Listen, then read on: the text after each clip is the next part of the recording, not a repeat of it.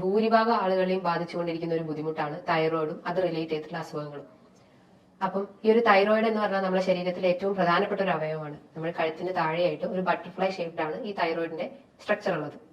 അപ്പോൾ തൈറോയിഡ് പല ഹോർമോൺസും ഉത്പാദിപ്പിക്കുന്നു. അതിൽ പ്രധാനപ്പെട്ടതാണ് T3, T4, കാൽസിറ്റോണിൻ. എന്തെങ്കിലും തൊട്ട് നോക്കുമ്പോൾ എന്തെങ്കിലും പെയിൻ ഫീൽ ചെയ്യുകയാണെങ്കിൽ, അതായത് ഓവർ ആയിട്ടുള്ള സ്വെല്ലിംഗ് ഉണ്ടെങ്കിൽ നമ്മളൊരു FNAC ചെയ്യുന്നതാണ്. അതായത് ക്യാൻസർ സ്റ്റേജ് ആണോ അല്ലയോ എന്നൊക്കെ ഈ ഒരു FNAC മനസ്സിലാക്കാം. തൈറോയിഡിന് എത്ര മെഡിസിൻസ് എടുക്കണം, ഏതൊക്കെ ഡയറ്റ് ഫോളോ ചെയ്യണം, അല്ലെങ്കിൽ വൈറ്റമിൻ ഡി എടുക്കാൻ പറ്റുമോ, അല്ലെങ്കിൽ എന്തൊക്കെ എക്സസൈസ് ആണ് വേണ്ടത്, അങ്ങനെ പല സംശയങ്ങളും നിങ്ങൾക്ക് ഇതുമായി ബന്ധപ്പെട്ട് വന്നിട്ടുണ്ടാവാം. എല്ലാവർക്കും നമസ്കാരം. ഞാൻ doctor Juhi Das, QNB health കെയറിലെ ഹോമിയോപ്പതിക് ഫിസിഷ്യനാണ്. ഇന്ന് ഭൂരിഭാഗം ആളുകളെയും ബാധിച്ചുകൊണ്ടിരിക്കുന്ന ഒരു ബുദ്ധിമുട്ടാണ് തൈറോയിഡും അത് റിലേറ്റ് ചെയ്തിട്ടുള്ള അസുഖങ്ങളും.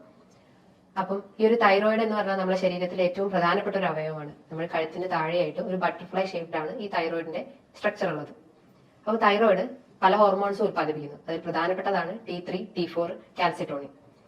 ഈ തൈറോയിഡ് ബ്രെയിനിൽ നിന്ന് സ്റ്റിമുലേഷൻ, അതായത് ഉത്പാദിപ്പിക്കുമ്പോൾ ബ്രെയിനിൽ നിന്നുള്ള stimulation, thyroid releasing hormone, thyroid release ചെയ്യാനുള്ള ഹോർമോണിലെ സ്റ്റിമുലേഷൻ ബ്രെയിനിൽ നിന്ന് വരുന്നു. അങ്ങനെ പിറ്റ്യൂട്ടറി ഗ്ലാൻഡിന്റെ സഹായത്തോടെ അത് സ്റ്റിമുലേറ്റ് ചെയ്യും. അങ്ങനെ TSH സ്റ്റിമുലേറ്റ് ചെയ്യപ്പെടുകയും അങ്ങനെ T3, T4, കാൽസിറ്റോണിൻ പോലത്തെ ഹോർമോൺസ് ഉത്പാദിപ്പിക്കുകയും ചെയ്യും. ഇതാണ് ഇതിന്റെ ഒരു പാറ്റേൺ, അതായത് ഇതൊരു പ്രക്രിയ എന്ന് പറയുന്നത്. ഈ ഒരു T3, T4 അല്ലെങ്കിൽ TSH ഉണ്ടാകുന്ന വ്യതിയാനങ്ങളാണ് ഹൈപ്പോ തൈറോയിഡിസവും hyperthyroidism, Hashimoto thyroiditis, Graves disease, അങ്ങനെ പല രോഗങ്ങളിലേക്കും ലീഡ് ചെയ്യുന്നത്.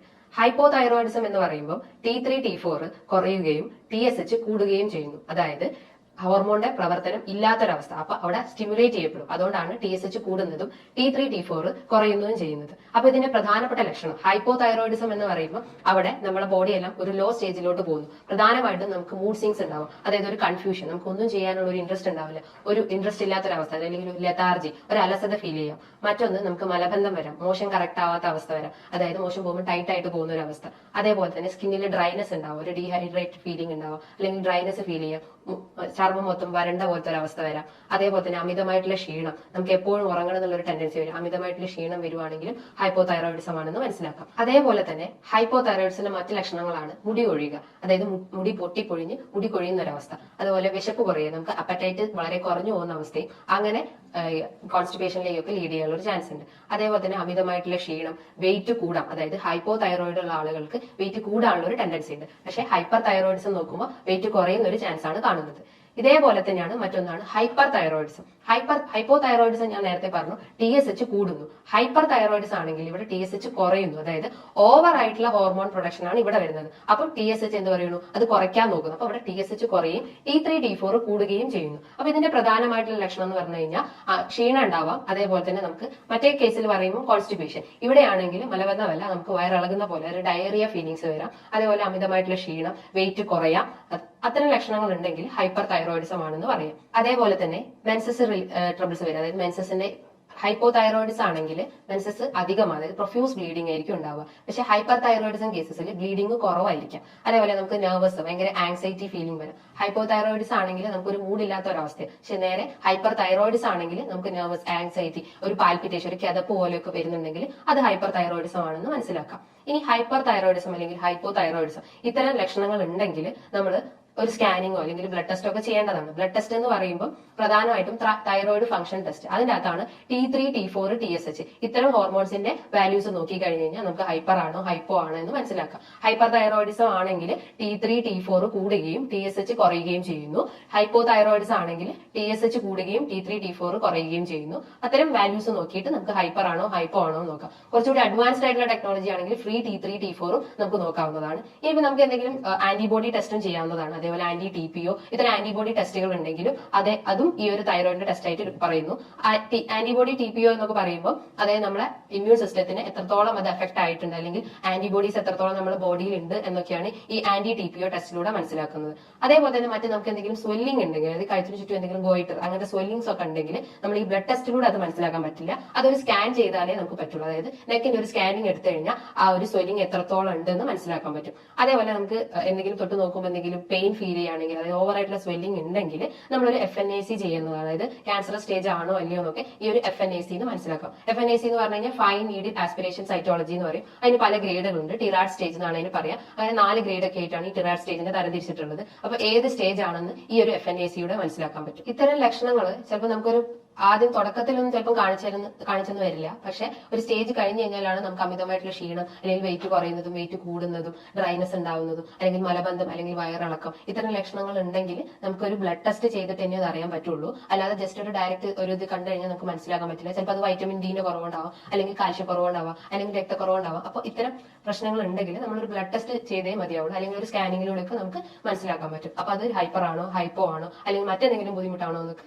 മനസ്സിലാക്കാൻ പറ്റും. ഈ ഒരു തൈറോയിഡ് റിലേറ്റഡ് ഇഷ്യൂസ് പല കാരണങ്ങൾ കൊണ്ടാവാം. പ്രധാനമായിട്ടും അമിതവണ്ണം ഉള്ളവർക്ക് തൈറോയിഡ് റിലേറ്റഡ് ഇഷ്യൂസ് വരാം. അതാണ് നേരത്തെ പറഞ്ഞു, അത് വെയിറ്റ് കൂടാം, വെയിറ്റ് കുറയാം. അങ്ങനെ പല പ്രശ്നങ്ങളും അമിതവണ്ണം ഉള്ള ആളുകൾക്കും ഈ തൈറോയിഡ് ഇഷ്യൂസ് വരാം. അതേപോലെ തന്നെ അന്തരീക്ഷ മലിനം, അതായത് എൻവയോൺമെന്റൽ പൊല്യൂഷൻ കാരണം, അതായത് എന്തെങ്കിലും ടോക്സിൻസോ അല്ലെങ്കിൽ പെസ്റ്റിസൈഡ്സോ ഒക്കെ നമ്മുടെ ബോഡി രക്തത്തിൽ അലിഞ്ഞ് ചേരുമ്പോഴും ഈ ഒരു തൈറോയിഡ് ഇഷ്യൂസ് വരാം. അതേപോലെ തന്നെ പ്രഗ്നന്റ് ആയിട്ടുള്ള വുമൻസിലും ഈ ഒരു തൈറോയിഡ് പ്രോബ്ലം, അതായത് കൂടുതലായിട്ട് ഹോർമോൺ വേരിയേഷൻ നടക്കുമ്പോഴും ഈ ഒരു തൈറോയിഡ് ഇഷ്യൂസ് വരാനുള്ള ഒരു ചാൻസ് ഉണ്ട്. അതേപോലെ തന്നെ പ്രധാനമായിട്ടുള്ള ഒരു കാരണമാണ് അമിതമായിട്ടുള്ള ടെൻഷൻ, അതായത് അമിതമായിട്ടുള്ള സ്ട്രെസ്. ഇത്തരം ബുദ്ധിമുട്ടുകൾ ഉണ്ടെങ്കിൽ അതൊരു തൈറോയിഡ് ആണെന്ന് മനസ്സിലാക്കാം. ഇനി എന്തൊക്കെയാണ് ഇത്തരം ബുദ്ധിമുട്ടുകൾ വന്നു കഴിഞ്ഞാൽ നമ്മൾ ഭക്ഷണത്തിലൂടെ മാറ്റിയെടുക്കാൻ പറ്റുന്നത്, ഭക്ഷണ രീതികൾ എന്തൊക്കെയാണെന്ന് നോക്കാം. അപ്പം പണ്ട് നമ്മൾ പല ദൂരദർശനിലൊക്കെ പല ആഡുകൾ കാണാറുണ്ട്. ഈ അയോഡിന്റെ അളവ് കുറഞ്ഞു കഴിഞ്ഞാൽ ഗോയിറ്റർ വരാം, അല്ലെങ്കിൽ ഹൈപ്പോതൈറോയിഡ്സ് ആവാം, ഹൈപ്പർ തൈറോയിഡ്സ് ആവാം എന്നൊക്കെ പറഞ്ഞു കേട്ടിട്ടുണ്ട്. അപ്പം പ്രധാനമായിട്ടും നമ്മൾ സാൾട്ടിന്റെ ഇൻടേക്ക് കുറഞ്ഞു കഴിഞ്ഞാലും ഈ ഒരു തൈറോയിഡ് ഇഷ്യൂസ് വരാനുള്ള ഒരു ചാൻസ് ഉണ്ട്. അപ്പോൾ ഡെയിലി ഒരു 1-1.5 ടീസ്പൂൺ മാത്രമേ നമ്മൾ സാൾട്ട് എടുക്കാൻ പാടുള്ളൂ. അത് അധികമായി കഴിഞ്ഞാലും കുറഞ്ഞു കഴിഞ്ഞാലും തൈറോയിഡ് ഇഷ്യൂസ് വരാം. അതേപോലെ തന്നെ ഗ്ലൂട്ടൻ അടങ്ങിയിട്ടുള്ള ഡയറ്റ്, അതായത് ഗ്ലൂട്ടൻ അടങ്ങിയിട്ടുള്ള ഭക്ഷണങ്ങൾ കൂടുതലായിട്ട് കഴിക്കുമ്പോഴും, ഗ്ലൂട്ടൻ എന്ന് പറഞ്ഞു കഴിഞ്ഞാൽ ഒരു പ്രോട്ടീനാണ്, അതായത് ഈ ആട്ട, മൈദ, റവ അതിലൊക്കെ കാണപ്പെടുന്ന ഒരു പ്രോട്ടീനാണ്. അത് അധികമായിട്ട് എടുക്കുമ്പോഴും ഈ ഒരു തൈറോയിഡ് പ്രോബ്ലംസ് വരാം. അതേപോലെ തന്നെ മിൽക്ക്, അതായത് പാലുൽപ്പന്നങ്ങൾ എടുക്കുമ്പോഴും തൈറോയിഡ് ഇഷ്യൂസ് വരാം. അപ്പൊ അത്തരം ബുദ്ധിമുട്ടുകൾ, അത്തരം ഡയറ്റ് ഉണ്ടെങ്കിൽ അത് കഴിവതും ഒഴിവാക്കാൻ ശ്രമിക്കുക. അതേപോലെ മില്ലറ്റ് എന്ന് പറയുമ്പോൾ ഈ റാഗി അല്ലെങ്കിൽ ചോളം, തീന ഇത്തരം ഭക്ഷണങ്ങൾ ഉണ്ടെങ്കിൽ അതും എടുക്കുമ്പോൾ നമുക്ക് തൈറോയിഡ് വരാനുള്ള ഒരു ചാൻസ് ഉണ്ട്. ഇന്ന് പലർക്കും ഉള്ള ഒരു സംശയമാണ് ക്യാബേജ് അഥവാ ക്രൂസിഫറസ് വെജിറ്റബിൾസ് ഒക്കെ തൈറോയിഡ് പേഷ്യൻസിന് കഴിക്കാൻ പറ്റുമോ? അപ്പൊ പണ്ടുള്ള പഠനങ്ങൾ പറയുന്നതെന്ന് വെച്ചാൽ ക്രൂസിഫറസ് വെജിറ്റബിൾസ് അല്ലെങ്കിൽ ക്യാബേജ് ഒക്കെ നമ്മൾ അയഡിൻ വലിച്ചെടുക്കുകയും അങ്ങനെ തൈറോയിഡ് ഇഷ്യൂസ് വരാനുള്ള ചാൻസ് ഉണ്ടെന്ന് പറയുന്നു. പക്ഷേ നമുക്ക് കഴിക്കാം, അതായത് നമ്മളത് കുക്ക് ചെയ്ത് കഴിക്കുന്നതാണ് ഏറ്റവും നല്ലത്. അതായത് ഫ്രഷ് ആയിട്ട് കഴിക്കുന്നതിന് പകരം ഭക്ഷണത്തിൽ നന്നായിട്ട് കുക്ക് ചെയ്തിട്ട് നന്നായി ബോയിൽ ചെയ്തിട്ട് കഴിക്കുകയാണെങ്കിൽ നമുക്ക് തൈറോയിഡ് പ്രോബ്ലംസ് വരില്ല. അമിതമായിട്ട് എടുക്കുകയാണെങ്കിൽ മാത്രമേ ഈ ഒരു തൈറോയിഡ് ഇഷ്യൂസ് വരാനുള്ള ചാൻസ് ഉള്ളൂ. ഇനി എന്തൊക്കെയാണ് നമ്മൾ കഴിക്കേണ്ട ഭക്ഷണങ്ങൾ എന്ന് നോക്കാം. ഞാൻ നേരത്തെ പറഞ്ഞു, അയഡിൻ അടങ്ങിയിട്ടുള്ള ഭക്ഷണങ്ങൾ നന്നായി കഴിക്കുക, അതായത് സാൾട്ട് ഇൻടേക്ക് കൂട്ടുക.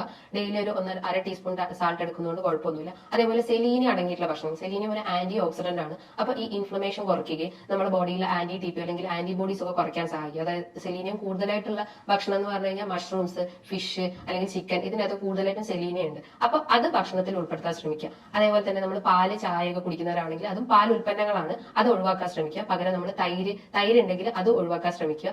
അതേപോലെ തന്നെ നമ്മൾ എന്തെങ്കിലും ക്രൂസിഫറസ് വെജിറ്റബിൾസ് ഉണ്ടെങ്കിൽ അത് ഒഴിവാക്കാൻ ശ്രമിക്കുക. പകരം അയഡിനും സെലീനിയും അടങ്ങിയിട്ടുള്ള ഭക്ഷണം കൂടുതലായിട്ട് കഴിച്ചുകൊണ്ടേ നിൽക്കുക. അപ്പൊ നമുക്കൊരു പരിധി വരെ നമുക്ക് ഈ ഒരു തൈറോയിഡിനെ തടഞ്ഞു നിർത്താൻ സഹായിക്കുന്നതാണ്. ഇങ്ങനെ ഭക്ഷണത്തിലൂടെ തന്നെ നമുക്ക് ഒരു പരിധി വരെ ഈ ഒരു തൈറോയിഡ് പ്രോബ്ലംസ് മാറ്റിയെടുക്കാം. ഭക്ഷണത്തോടൊപ്പം തന്നെ നമ്മൾ നന്നായിട്ട് എക്സസൈസ് മെയിൻറ്റെയിൻ ചെയ്യുക, ബോഡി വർക്കൗട്ട് ചെയ്യുക, അല്ലെങ്കിൽ മറ്റെന്തെങ്കിലും വർക്കൗട്ട്സ് ഒക്കെ ചെയ്യുക. അങ്ങനെ പല വർക്കൗട്ട്സ് ഒക്കെ ചെയ്യുമ്പോഴും അതേപോലെ തന്നെ ഡയറ്റ് മെയിൻറ്റെയിൻ ചെയ്യുമ്പോഴും നമുക്ക് ഈ ഒരു തൈറോയിഡിന്റെ പ്രോബ്ലംസ് കുറയ്ക്കാം. തൈറോയിഡിന്റെ ഒപ്പം തന്നെ നമുക്ക് വൈറ്റമിൻ ഡിന്റെ പ്രശ്നം ഉണ്ടെങ്കിൽ വൈറ്റമിൻ ഡി സപ്ലിമെന്റ്സ് എടുക്കാവുന്നതാണ്. ഡെയിലി ഒരു മന്ത്ലി ഒരു 60K അല്ലെങ്കിൽ വീക്കിലി ഒരു 60K യൂണിറ്റുള്ള വൈറ്റമിൻ ഡി സപ്ലിമെന്റ്സ് എടുക്കാവുന്നതാണ്. ഡെയിലി ആണെങ്കിൽ ഒരു 600 ഇന്റർനാഷണൽ യു സപ്ലിമെന്റ്സ് എടുക്കുന്നതുമാണ്. അതേപോലെ തന്നെ മറ്റെന്തെങ്കിലും ബുദ്ധിമുട്ടുണ്ടെങ്കിൽ ഈ ഒരു ഡയറ്റും എക്സസൈസും ഒക്കെ ഫോളോ ചെയ്ത് കഴിഞ്ഞാൽ നമുക്ക് എല്ലാ അസുഖങ്ങളും കുറച്ചുകൊണ്ടുവരാൻ പറ്റുന്നതാണ്. ഇനി ഇതുമായി ബന്ധപ്പെട്ട് പല സംശയങ്ങളും ഉണ്ടാവും. തൈറോയിഡിന് എത്ര മെഡിസിൻസ് എടുക്കണം, ഏതൊക്കെ ഡയറ്റ് ഫോളോ ചെയ്യണം, അല്ലെങ്കിൽ വൈറ്റമിൻ ഡി എടുക്കാൻ പറ്റുമോ, അല്ലെങ്കിൽ എന്തൊക്കെ എക്സസൈസ് ആണ് വേണ്ടത്, അങ്ങനെ പല സംശയങ്ങളും നിങ്ങൾക്ക് ഇതുമായി ബന്ധപ്പെട്ട് വന്നിട്ടുണ്ടാവാം. അങ്ങനെ എന്തെങ്കിലും സംശയങ്ങൾ ഉണ്ടെങ്കിൽ നിങ്ങൾക്ക് താഴെ കാണുന്ന നമ്പറിൽ കോൺടാക്ട് ചെയ്യാവുന്നതാണ്.